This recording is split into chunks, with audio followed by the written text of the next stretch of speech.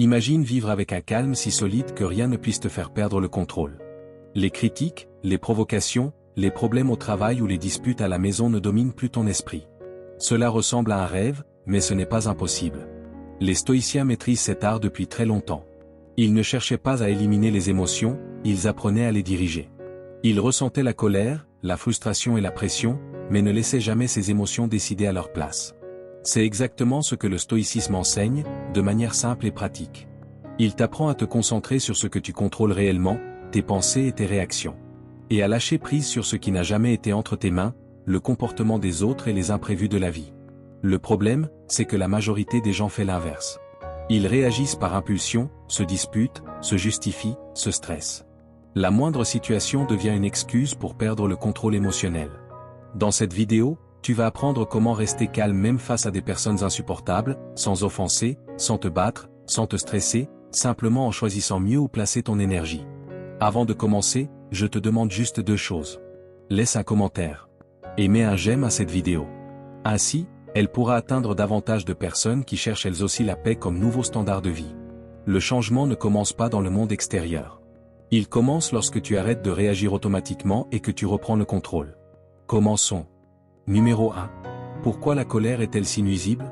La colère est une émotion dangereuse. Elle n'agit pas seulement vers l'extérieur, elle ronge de l'intérieur, obscurcit le jugement, nous fait perdre notre clarté mentale et nous pousse à prendre des décisions que, presque toujours, nous regrettons ensuite. Les stoïciens voyaient la colère comme un obstacle direct à une vie bonne, car elle nous fait perdre la raison et agir par impulsion. La colère n'est pas une force, c'est une faiblesse déguisée, car elle révèle précisément le point où nous cessons de nous maîtriser. Celui qui explose n'est pas intense, il est débordé. La colère est comme un feu. Elle ne commence jamais grande, elle commence petite. Un mot mal interprété, une injustice, un retard banal, une simple étincelle. Mais si tu nourris ce feu avec des pensées négatives, il se propage. Il devient une flamme qui consume ta paix, tes relations et finit par affecter directement ta santé. Tout incendie hors de contrôle a commencé par quelqu'un disant « ce n'est rien de grave ». Et ce n'est pas seulement de la philosophie. La science confirme ce que les stoïciens savaient déjà depuis des siècles. La colère augmente la pression artérielle, affaiblit le système immunitaire et surcharge le cœur. C'est un poison silencieux que tu ingères en croyant te défendre. Épictète disait que ce ne sont pas les événements extérieurs qui nous perturbent, mais l'interprétation que nous en faisons. La réalité, en elle-même, ne nous blesse pas. Nous participons au coup lorsque nous donnons trop d'importance à ce qui arrive. Si quelqu'un t'offense, ce qui fait mal n'est pas l'offense en soi, mais la valeur que tu choisis de l'y accorder. 2 personnes peuvent entendre exactement la même phrase. L'une reste en paix, l'autre gâche toute sa journée, parfois toute sa semaine. La différence n'est pas dans la phrase, elle est dans l'esprit. Contrôler la réalité est un effort inutile. Contrôler la manière dont tu regardes les situations est le premier pas pour vaincre la colère. Lorsque la colère prend le commandement, l'esprit se ferme comme une porte claquée, et l'impulsion prend le volant. Crier, insulter ou réagir peut donner une sensation momentanée de soulagement, mais cela transforme presque toujours un petit problème en un problème majeur. La colère promet un soulagement immédiat, mais elle livre un regret durable. Un seul moment de perte de contrôle peut détruire des amitiés, des relations et des liens construits pendant des années. Sénèque comparait la colère à une folie passagère, un état dans lequel nous perdons le gouvernement de nous-mêmes. Combien de fois une dispute avec un être cher dégénère-t-elle complètement à cause de quelque chose de minime? Des paroles dures sont prononcées, comme si l'émotion les autorisait, puis il ne reste que le regret. Il est évident que le calme aurait tout réglé en quelques minutes. La colère nous aveugle, nous pousse vers la vengeance, alors que ce qui résoudrait vraiment la situation serait la réflexion. Elle crée ainsi un cycle de rancœur, de culpabilité et de distance. Bien souvent, une discussion qui aurait pu durer 5 minutes se transforme en une rupture de plusieurs mois. Celui qui vit en réagissant ne résout jamais rien, il ne fait que repousser le problème vers l'intérieur. Les stoïciens enseignaient que l'autocontrôle et la réflexion sont les véritables armes contre la colère. Marc Aurèle rappelait que la vie est trop courte pour la gaspiller à se battre pour des choses insignifiantes, et que la plupart des situations qui nous irritent aujourd'hui n'auront plus aucune importance dans peu de temps. La prochaine fois que tu sentiras la colère monter, arrête-toi avant de réagir et pose-toi une question simple, mais puissante. Est-ce que cela en vaut la peine? Car voici la vérité centrale de cette vidéo, rien d'extérieur n'a de pouvoir sur toi, à moins que tu ne lui donnes ce pouvoir. Numéro 2. Les émotions négatives naissent d'attentes frustrées. La colère, la frustration et le stress ne proviennent pas de ce qui arrive, mais du choc entre ce qui arrive et ce que nous attendions. Ce n'est pas le fait en lui-même qui te déséquilibre. C'est la distance entre le scénario que tu as écrit dans ton esprit et la scène réelle qui apparaît devant toi. Nous attendons que le monde suive nos règles intérieures. Et lorsque cela ne se produit pas, nous nous sentons trahis, injustement traités ou méprisés, alors qu'en réalité, l'erreur se trouvait dans l'attente irréaliste que nous avions créée. Nous nous mettons en colère parce que les gens n'agissent pas comme nous l'avions imaginé, parce que les plans ne se déroulent pas comme prévu, parce que la vie ne respecte pas le scénario que nous avons écrit en silence. L'attente prépare la scène, mais la réalité ne répète jamais. Sénèque disait quelque chose de simple et de précis, nous souffrons davantage dans l'imagination que dans la réalité. Car ce qui nous blesse n'est pas le fait lui-même, mais l'interprétation que nous avons construite avant même qu'il ne se produise. Par exemple, lorsque tu crois que ton partenaire ne te trahirait jamais, et que cela arrive, la douleur ne vient pas seulement de la trahison, mais de l'image idéalisée qui s'effondre. C'est comme construire une maison entière sur un pont de bois fragile. Lorsqu'il cède, l'impact semble plus violent qu'il ne l'est réellement, parce que tu as fait confiance là où il n'y avait pas de structure solide. Il en va de même au travail. Tu t'attends à ce que ton supérieur reconnaisse tes efforts, qu'il valorise ton engagement. Lorsque cette reconnaissance ne vient pas, la colère surgit. Non pas parce que tu as trop travaillé, mais parce que tu as créé une attente de récompense qui n'a jamais été sous ton contrôle. La frustration naît lorsque nous traitons l'espoir comme une garantie. Les stoïciens enseignent que la paix commence lorsque nous abandonnons les attentes rigides. Ce n'est pas du conformisme, c'est de la lucidité. C'est comprendre que nous ne contrôlons ni les personnes ni les événements, mais seulement la manière dont nous y réagissons. Épictète disait qu'il faut accepter ce qui arrive comme si nous l'avions choisi, car lutter contre la réalité, c'est comme pousser un mur en espérant qu'il bouge. Le seul résultat est l'épuisement. Plus tu exiges que le monde s'adapte à toi, plus tu accumules de la colère à l'intérieur. Lorsque quelque chose se passe mal, au lieu de te rebeller, la question qui transforme la situation est « Qu'est-ce que cela est en train de m'enseigner ?» Celui qui transforme la frustration en apprentissage reprend le contrôle intérieur. Le calme ne naît pas lorsque tout se déroule comme tu le veux. Il naît lorsque tu cesses d'exiger que la vie confirme les attentes que tu as créées. Une attente rigide est comme une corde tendue en permanence. Au moindre mouvement, la douleur apparaît. L'acceptation consciente détend cette corde et rend le contrôle à tes propres mains. Lorsque tu lâches l'attente, la colère n'a plus de point d'appui. Et lorsque la colère perd son appui, tu redeviens maître de tes réactions. Numéro 3. Le pardon met fin à la colère. La colère est un poids invisible que nous portons sans même nous en rendre compte. Nous nourrissons du ressentiment en croyant que cela punit celui qui nous a blessés. Mais en réalité, ceux qui reçoivent le coup chaque jour, c'est nous. C'est comme tenir un sac de pierre en espérant que quelqu'un d'autre en ressente le poids. Pendant ce temps, la colère vole notre paix, épuise notre énergie et nous maintient prisonniers du passé. Le pardon, dans ce sens, n'est pas une faiblesse. C'est la clé qui ouvre la porte de la liberté émotionnelle. Pardonner ne signifie ni négliger ce qui s'est passé, ni faire comme si l'erreur n'avait jamais existé, ni effacer le passé. Pardonner, c'est arrêter de saigner pour quelque chose qui est déjà terminé. C'est un cadeau que tu te fais à toi-même, une décision consciente de récupérer la tranquillité qui t'a été volée. Lorsque nous retenons la colère, nous revivons la douleur comme si l'événement se produisait encore et encore. Marc Aurèle disait que le véritable châtiment pour celui qui nous a blessés est de ne pas devenir comme lui. Garder du ressentiment, c'est permettre à cette personne de continuer à vivre en toi, sans payer de loyer. Être en colère, c'est remettre le contrôle émotionnel entre les mains de celui qui t'a blessé. Le pardon n'absout pas l'autre, mais il te rend le commandement de toi-même. Pense à quelqu'un trahi par un ami. Le ressentiment ne blesse pas le traître. Il ronge celui qui le porte chaque jour. Pardonner, c'est accepter que le passé ne puisse pas changer et qu'il ne doit pas gouverner ton présent. Ce n'est pas refaire confiance, c'est cesser de te laisser affecter. C'est comme fermer une blessure qui ne cicatrise pas parce que tu continues de la toucher chaque jour. Pardonner demande de la force, car c'est choisir de lâcher la douleur là où l'ego réclame la vengeance. Sénèque disait que la colère nous enlève le contrôle, et c'est littéral. Si quelqu'un te blesse et que tu réagis par le ressentiment, tu lui permets de décider de ce que tu ressens. Mais lorsque tu pardonnes, tu récupères ta paix et ton autonomie émotionnelle. Pardonner, c'est ne plus garder de rancune dans ton cœur envers celui qui t'a blessé. Épictète rappelait que nous ne contrôlons pas les autres, mais seulement nos réponses. En pardonnant, tu cesses de gaspiller ton énergie à lutter contre quelque chose qui n'existe plus que dans ton esprit. La véritable revanche n'est pas de vaincre l'autre, mais d'avancer. Avancer entier, léger et libre, sans permettre à la colère de continuer à te consumer. Numéro 4. Apprends à ne pas réagir. Lorsque quelque chose t'irrite, l'impulsion est presque toujours la même, réagir immédiatement, chargé d'émotions. Nous voulons nous défendre, prouver que nous avons raison, rendre coup pour coup. Cela semble automatique, presque inévitable. Mais à cet instant précis, nous n'agissons pas avec raison. Nous agissons par instinct. C'est là que nous disons des choses que nous regretterons ensuite, ou que nous transformons un petit problème en une usure émotionnelle qui n'avait aucune raison d'exister. Ne pas réagir rend le contrôle. C'est comme lever le pied de l'accélérateur avant un virage, au lieu d'essayer de corriger le volant par réflexe. S'arrêter avant de répondre évite l'épuisement émotionnel et protège ton équilibre intérieur. Résister à la réaction n'est pas une faiblesse, c'est une maîtrise. Celui qui réagit automatiquement livre le contrôle de son esprit à la moindre provocation extérieure. Il suffit que quelqu'un appuie sur le bon bouton pour que tu perdes le calme, la concentration et la dignité de ta réponse. Il ne s'agit pas d'avaler ce que tu ressens, ni de faire semblant que rien ne s'est passé. Il s'agit d'entraîner l'esprit à répondre sans être dominé par l'émotion. Marc Aurèle disait que la meilleure façon de se venger de quelqu'un est de ne pas devenir comme lui. Réagir avec colère, c'est tomber dans le piège de l'autre. Rester calme montre que ta paix ne dépend de personne. Au quotidien, les situations se présentent sans cesse. Un collègue lance une remarque déplacée, un conducteur te coupe la route, un proche provoque en sachant exactement où appuyer. À cet instant, deux options s'offrent à toi. Nourrir le conflit, ou observer, respirer et répondre avec sagesse. Épictète enseignait que ce n'est pas ce qui arrive qui nous affecte, mais la manière dont nous l'interprétons. Si quelqu'un te critique et que tu le prends personnellement, la réaction sera chargée de colère.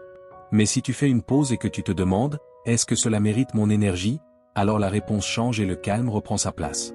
Sénèque disait que le temps agit comme un filtre des émotions. Ce qui semble grave aujourd'hui paraîtra souvent insignifiant demain. Attendre avant de réagir apporte de la clarté. Répondre sous l'emprise de l'émotion, c'est comme envoyer un message et le regretter juste après. Ne pas réagir ne signifie pas accepter l'irrespect. Cela signifie choisir d'agir. Agir avec raison, pas avec impulsion. Si quelque chose mérite vraiment une réponse, elle sera bien plus efficace avec un esprit calme. Lorsque tu sens l'envie de réagir monter, souviens-toi de ceci, l'émotion passe. Comme une vague qui s'élève avec force, puis se brise et disparaît. En faisant cela, les conflits diminuent, le stress baisse et les provocations perdent leur pouvoir. Ne pas réagir, c'est la liberté. La liberté de choisir comment répondre. La liberté de ne pas être contrôlé par des personnes difficiles, des remarques déplacées ou des situations extérieures. Et dans le monde réel, c'est l'une des formes de force les plus silencieuses et les plus puissantes qui soient. Numéro 5. Vivre avec un but éloigne la colère. La colère grandit là où il y a du vide. Lorsque tu te lèves sans raison claire, sans quelque chose qui donne une direction à ta journée, le moindre contretemps paraît immense. Une parole maladroite irrite. Un retard agace. Une petite frustration se transforme en explosion. Non pas parce que le problème est grave, mais parce qu'il n'existe rien de plus grand en toi pour lui faire face. C'est comme marcher sur un long chemin sans savoir où tu vas. La moindre pierre semble être un obstacle insurmontable. Non à cause de sa taille, mais à cause de l'absence de destination. Lorsqu'il n'y a pas de direction, le malaise prend des proportions exagérées. Les stoïciens comprenaient cela avec beaucoup de clarté. La paix ne vient pas d'un monde sans problème, elle vient d'une vie guidée par des valeurs. Sans but, tout devient distraction. La circulation irrite. Les opinions blessent. Le comportement des autres semble être une offense personnelle. Avec un but, ces mêmes choses perdent de leur force, parce que l'attention quitte le bruit pour se concentrer sur ce qui compte réellement. Marc Aurèle suggérait de se poser des questions simples. Pourquoi suis-je ici? Qu'est-ce qui est vraiment important pour moi? Lorsque tu connais la réponse, les frustrations cessent de te dominer. Tu ne réagis plus à tout, car ton énergie est investie dans quelque chose de plus précieux que gagner des disputes inutiles. J'ai moi-même traversé une période sans direction, enfermé dans une routine vide de sens. Tout m'irritait. Les petits problèmes paraissaient immenses. Ce n'était pas un manque de patience, c'était un manque de raison. Lorsque j'ai trouvé quelque chose qui donnait du sens à mes journées, créer des vidéos, enseigner, contribuer d'une manière ou d'une autre, les problèmes ont continué d'exister, mais ils ont perdu leur importance. Ils ont cessé d'être le centre de mon attention. La colère s'affaiblit lorsque tu as quelque chose de plus grand à protéger que l'impulsion de réagir. Épictète disait que le but ne se découvre pas, il se crée.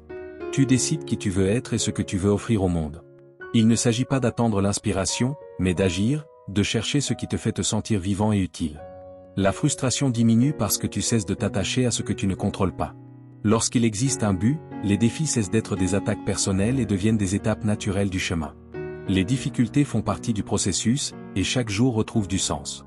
Si la vie te frustre souvent, pose-toi une question honnête, y a-t-il aujourd'hui un but clair qui guide tes décisions, ou réagis-tu simplement à ce qui se présente? Celui qui vit avec un but n'élimine pas les problèmes, mais il empêche qu'ils prennent le contrôle de son esprit. La colère devient un bruit de fond, pas une force de commandement. Voici maintenant une étape pratique. Écris aujourd'hui, en une phrase simple, ce qui te donne envie de te lever chaque matin avec dignité. Cela n'a pas besoin d'être grandiose, mais cela doit être vrai. Quelque chose qui, lorsque tu t'en souviens, te fasse penser, ceci vaut plus que de me disputer, d'offenser ou de perdre mon calme. Car lorsque tu sais où tu vas, les personnes insupportables cessent d'être des obstacles et deviennent simplement une partie du chemin. Numéro 6. Entraîne ton esprit à la sérénité. Tu n'es pas condamné à réagir toujours de la même manière. La colère n'est pas ton identité, c'est un schéma appris. Et tout ce qui a été appris peut être reprogrammé. Beaucoup de personnes se réfugient derrière un mensonge confortable, je suis comme ça. Mais ce n'est pas une personnalité, c'est une répétition.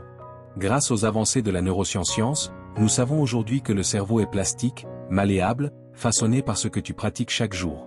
Chaque réaction que tu as n'est pas seulement une réponse à l'instant présent, c'est un entraînement silencieux pour l'avenir. Si, chaque fois que quelque chose t'irrite, tu exploses, tu te disputes ou tu te refermes, tu enseignes à ton cerveau que c'est la voie à suivre. Et il apprend vite. Mais lorsque tu choisis le calme, même quand ton corps bouillonne de l'intérieur, tu commences à tracer un nouveau chemin. Imagine un sentier au milieu d'une forêt. La colère est une ancienne route, large, bien visible, facile à emprunter. Le calme, au début, ressemble à un passage étroit, presque invisible. Au départ, il demande de l'effort, de l'attention et de la conscience. Mais plus tu l'empruntes, plus ce chemin s'élargit. Jusqu'au jour où le sentier du calme devient plus facile à suivre que celui de la colère. Le problème n'est pas de ressentir de la colère. Le problème est de la laisser décider à ta place. Ressentir est automatique. Réagir est un choix. Quand quelque chose te provoque, l'impulsion arrive avant la pensée. Le corps chauffe, la poitrine se serre, l'envie de répondre apparaît. C'est là que la plupart des gens perdent le contrôle. Mais si tu fais une pause, si tu respires et choisis de répondre autrement, tu interromps le pilote automatique. Et chaque interruption affaiblit l'ancien schéma. Au début, c'est inconfortable. Le cerveau préfère ce qu'il connaît déjà, même si cela te nuit. Mais aucun nouveau comportement ne naît dans le confort. La discipline précède toujours la facilité. Je vais te donner un exemple réel. Un jour, mon chien a cassé quelque chose qui m'était très cher. Le corps a réagi avant l'esprit. La colère est montée, la tension aussi, l'envie d'exploser. Mais je me suis arrêté, j'ai respiré profondément, je me suis accroupi et je lui ai fait une caresse. La colère était là, mais elle ne me dirigeait pas. J'ai dû répéter ce choix dans d'autres situations similaires. Et quelque chose d'étrange s'est produit, l'intensité de la colère a commencé à diminuer. Non pas parce que le monde avait changé, mais parce que mon cerveau avait compris que cette situation ne nécessitait pas une explosion. Les stoïciens, comme Marc Aurèle, le savaient bien avant la science moderne. Ils disaient, tu as du pouvoir sur ton esprit, pas sur les événements extérieurs. Aujourd'hui, la neuroscience confirme exactement cela. Chaque fois que tu résistes à la colère et choisis le calme, tu renforces un nouveau circuit neuronal. Au début, cela ressemble à un contrôle forcé. Mais avec la répétition, le calme cesse d'être un effort et devient une réponse automatique. Un jour, des choses qui autrefois te faisaient perdre la tête te sembleront insignifiantes. Non pas parce que les autres auront changé, mais parce que toi, tu auras grandi intérieurement. La colère est une habitude qui peut se désapprendre. La sérénité est une habitude qui peut se construire. Et tout commence par une décision simple, prise au bon moment. Alors fais ceci, lors de la prochaine situation tendue, arrête-toi pendant 3 secondes, respire profondément et réponds différemment de ce que tu aurais fait auparavant. Ce petit choix est en train de façonner le cerveau que tu auras demain. Et l'esprit que tu entraînes aujourd'hui est la sérénité qui te protégera dans le futur. Numéro 7. L'amour et la gratitude vainquent la colère. La colère est une émotion qui consomme de l'énergie. Elle rétrécit l'esprit et nous fait perdre le contrôle. Comme un moteur lancé à plein régime au point mort, elle fait du bruit, brûle du carburant, mais ne nous mène nulle part. Il existe pourtant une manière intelligente d'affaiblir la colère. Non pas par la force brute, ni en tentant de refouler ce que l'on ressent, mais par l'amour et la gratitude. Ces deux attitudes déplacent le regard, elles détournent l'attention de ce qui ne va pas vers ce qui a réellement de la valeur. Soyons clairs, cela ne signifie pas que la colère disparaît instantanément. La colère reste une émotion puissante qui consomme de l'énergie, et quiconque promet un contrôle émotionnel immédiatement. Ce que l'amour et la gratitude font, c'est réduire progressivement le pouvoir de la colère. C'est comme baisser le volume d'un bruit constant. Lorsque nous sommes en colère, l'esprit entre en boucle. Il répète l'offense, l'injustice, la parole blessante, encore et encore, sans offrir d'issue. L'amour et la gratitude brisent ce cycle, car ils retirent le carburant de la colère. C'est comme fermer la vanne d'un feu qui se propage dans une maison, l'incendie ne disparaît pas par magie, mais il cesse de grandir. L'amour te rappelle ce qui compte vraiment. Et quand cela arrive, l'urgence d'attaquer, de prouver quelque chose ou de gagner une dispute commence à perdre de sa force. Si tu es en colère contre quelqu'un, pose-toi une question simple, mais brutalement honnête: veux-tu gagner cette dispute ou préserver ta paix et cette relation? Cette question change tout. Lorsque tu choisis l'amour, prouver que tu as raison cesse d'être la priorité. Préserver ta stabilité intérieure devient l'objectif. La colère veut gagner. L'amour veut résoudre. La colère veut se décharger. L'amour veut traverser le moment sans détruire ce qui compte. Pense à un conflit avec une personne proche. Quand tu te rappelles l'histoire partagée, les conversations, les rires, tout ce qui a déjà été construit, tu choisis naturellement des mots plus fermes et plus conscients, plutôt que des mots agressifs. Ce n'est pas de la faiblesse, c'est de la maturité émotionnelle. C'est éviter une rupture qui coûterait plus tard un prix élevé en regret. La gratitude, elle, agit comme un frein d'urgence émotionnelle. Il est impossible de maintenir une colère intense et de la gratitude en même temps. De la même manière qu'on ne peut pas retenir de l'eau avec les poings serrés, une émotion neutralise l'autre. Lorsque quelque chose t'irrite, arrête-toi quelques secondes et pense consciemment à 3 choses pour lesquelles tu es reconnaissant. Cela peut être ta santé, une personne qui te soutient, ou simplement le fait que tu as encore le choix. Ce geste simple redirige l'esprit avant que la colère ne prenne le contrôle, et redonne le pouvoir là où il n'y avait que l'impulsion. J'ai moi-même appliqué cela à une période où je m'énervais facilement. Quand je sentais la colère monter, je m'arrêtais volontairement. Je respirais et je cherchais quelque chose de concret pour lequel j'étais reconnaissant. Être en vie, être libre, avoir des personnes qui m'ont aidé, avoir quelqu'un en qui je pouvais avoir confiance. Au début, cela semblait artificiel, presque forcé. Mais avec la pratique, quelque chose a changé. L'esprit a commencé à faire ce mouvement tout seul. Je me souviens d'une fois où quelqu'un s'est montré grossier avec moi. L'impulsion de réagir est arrivée avec force, mais j'ai pensé: je suis reconnaissant pour ma santé et pour la liberté de suivre mon propre chemin. Et cela m'a apaisé. Pas parce que l'autre personne méritait de la gentillesse, mais parce que j'ai choisi de protéger ma paix. La plus grande victoire, ce jour-là, n'a pas été sur l'autre, mais sur moi-même. Marc Aurèle rappelait que la vie est trop courte pour être gaspillée dans la colère. Épictète enseignait que ce ne sont pas les événements qui nous blessent, mais le sens que nous leur donnons. Se concentrer sur ce qui est bon n'élimine pas les problèmes, mais affaiblit la colère par la paix. Avec la pratique quotidienne, l'amour et la gratitude deviennent des habitudes, et les habitudes construisent le caractère. Tu ne deviens pas plus calme parce que le monde change. Tu deviens plus calme parce que tu as appris à regarder depuis un autre endroit. Celui qui domine sa colère ne vit pas anesthésié, il vit conscient. Et celui qui choisit la gratitude, choisit la liberté. Numéro 8. Établis des limites claires. Sans limites claires, tu remets le contrôle émotionnel de ta vie entre les mains des autres. Et lorsque quelqu'un décide à ta place, le résultat est presque toujours le même, une frustration accumulée et une colère silencieuse qui grandit à l'intérieur. Ce n'est pas tant ce que l'autre personne fait qui t'épuise, mais le fait que tu acceptes, que tu ravales, et que tu continues comme si rien ne s'était passé. Établir des limites n'est ni être agressif, ni rejeter les gens. C'est communiquer avec calme et fermeté jusqu'où vont ta patience, ton temps et ton énergie. Il est de ta responsabilité de définir ce que tu acceptes. Lorsque tu ne le fais pas, tu envoies le message qu'il est acceptable de te manquer de respect. Cette tension, accumulée intérieurement, finit par se transformer en colère. Les limites sont comme la clôture d'une maison. Elles n'éloignent pas ceux qui respectent, elles empêchent simplement n'importe qui d'entrer et de faire ce qu'il veut. Elles protègent ta paix intérieure et créent des relations plus respectueuses et plus équilibrées. Beaucoup de personnes évitent de dire non par peur du conflit, du rejet ou d'être perçues comme égoïstes. Pourtant, ne pas poser de limites crée un conflit intérieur permanent. Cela te laisse épuisé, irritable, sans patience, toujours à bout. Chaque fois que quelqu'un dépasse une limite et que tu ne réagis pas, tu lui apprends à continuer. Le silence devient une permission. Mais lorsque tu te positionnes de manière assertive, tu montres que tu te respectes. Il n'est pas nécessaire de se battre, il est nécessaire d'être clair. Des phrases simples, dites calmement, ont plus d'impact que de longues disputes: je n'accepte pas ce type de commentaire. Mon ton est important. Je préfère que cela se fasse autrement. Lorsque tu parles ainsi, la relation se réorganise automatiquement. Je l'ai vécu moi-même. Pendant longtemps, je laissais n'importe qui m'interrompre au travail. Je pensais que c'était être gentil. Mais à la fin de la journée, j'étais irrité, improductif et frustré contre moi-même. Quand j'ai commencé à dire calmement « maintenant je ne peux pas, on en parle plus tard », certaines personnes ont été surprises. Mais avec le temps, elles ont respecté mon espace, et j'ai été perçu avec plus de sérieux et de valeur. Épictète enseignait quelque chose d'essentiel. Nous ne contrôlons pas les actions des autres, seulement la manière dont nous nous positionnons face à elles. Tu ne peux pas empêcher quelqu'un d'essayer de te manquer de respect, mais tu peux décider de ne pas l'accepter. Sénèque enseignait que la véritable force réside dans la capacité à rester calme, même en disant non. Établir des limites demande du courage, car cela montre que tu te respectes. N'attends pas que les autres devinent ce qui te met mal à l'aise. Parle avec clarté. Et si, malgré tout, quelqu'un continue à franchir tes limites, alors la question n'est peut-être pas « comment faire pour que cette personne change ?», mais plutôt « est-ce que cette relation en vaut vraiment la peine ?» Les limites n'existent pas pour contrôler les autres. Elles existent pour protéger ta sérénité.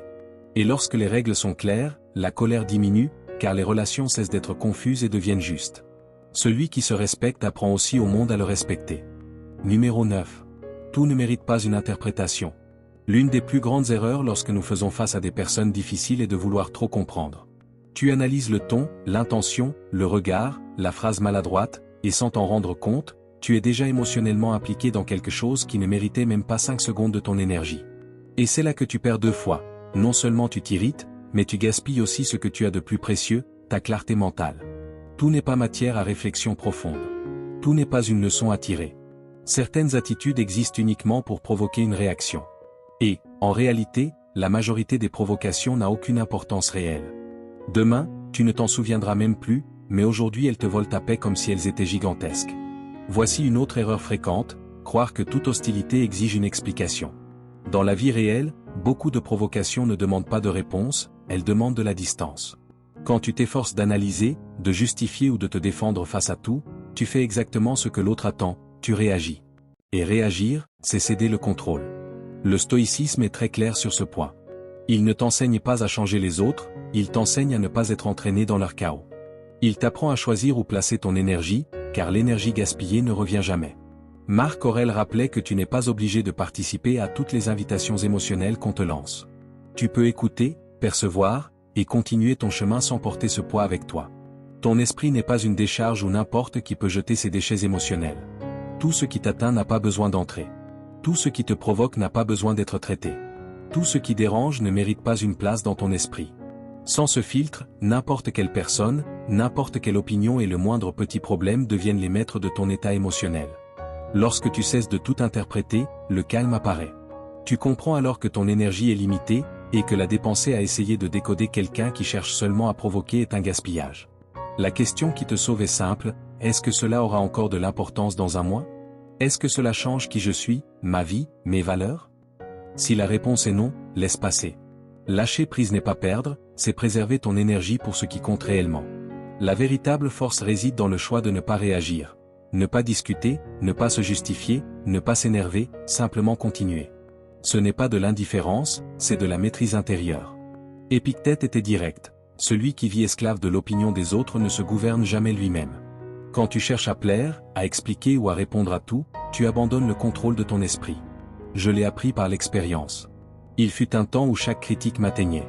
Je ressentais le besoin de répondre, d'expliquer, de me défendre. Jusqu'au jour où j'ai compris que, la plupart du temps, le silence résout mieux que n'importe quel argument.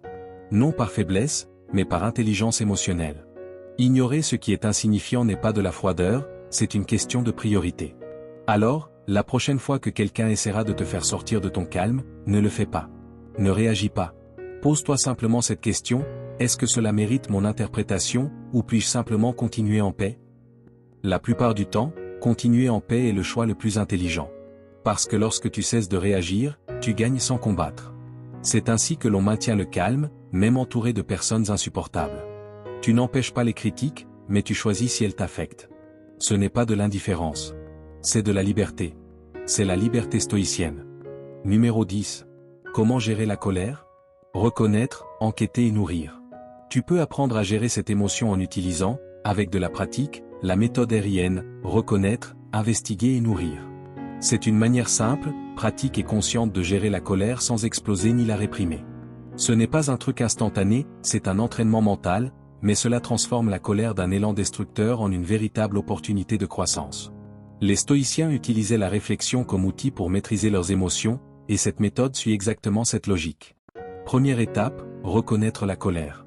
Ne la nie pas, ne la déguise pas, ne fais pas semblant que tout va bien. Arrête-toi un instant et nomme ce qui se passe, je suis en colère maintenant. Ce simple acte crée une distance saine entre toi et l'émotion, comme si tu faisais un pas en arrière pour observer le feu avant qu'il ne se propage. Ce que tu reconnais cesse de te dominer. Marc Aurèle enseignait que nous devons observer nos sentiments comme des phénomènes passagers, et non comme ce que nous sommes. La colère est un état, pas une identité. Deuxième étape, enquêter sur la cause. Demande-toi honnêtement, pourquoi cela m'a-t-il autant affecté? La plupart du temps, la colère ne naît pas de ce qui s'est passé, mais de la peur, de l'insécurité, de l'orgueil blessé ou des attentes frustrées. Épictète était clair, ce ne sont pas les événements qui nous perturbent, mais la manière dont nous les interprétons. Une fois que tu identifies la racine de la colère, elle perd de sa force, comme un feu qui cesse de recevoir du combustible. Pense à un exemple concret, combien de fois t'es-tu irrité dans les embouteillages, au travail ou à la maison? Pas à cause de l'événement en lui-même, mais à cause du sentiment d'irrespect, de précipitation ou de perte de contrôle. L'événement est petit, c'est l'interprétation qui le transforme en explosion. Troisième étape, nourrir la part de toi qui a besoin de soins. Nourrir ici ne signifie pas se faire plaisir sans discernement. Cela signifie agir avec maturité émotionnelle. Sois bienveillant envers toi-même, sans culpabilité ni autocritique excessive. Peut-être as-tu besoin de temps pour traiter tes émotions, de remettre en question une croyance rigide, ou simplement de reposer ton esprit avant de réagir. Marc Aurèle rappelait que nous devons nous traiter avec la même patience que celle que nous offrirait la vie. Tu ne te renforces pas en t'attaquant toi-même, tu te renforces en t'éduquant. Avec une pratique régulière, la méthode RIN réduit drastiquement le pouvoir de la colère sur toi. Tu continues à ressentir, mais tu n'obéis plus aveuglément. La colère devient une émotion qui traverse, et non un ordre qui contrôle. C'est cela la liberté émotionnelle. C'est lorsque tu cesses de réagir par impulsion et commences à réagir avec clarté, fermeté et sagesse. Celui qui maîtrise la colère n'est pas faible, c'est quelqu'un qui a appris à gouverner son propre esprit.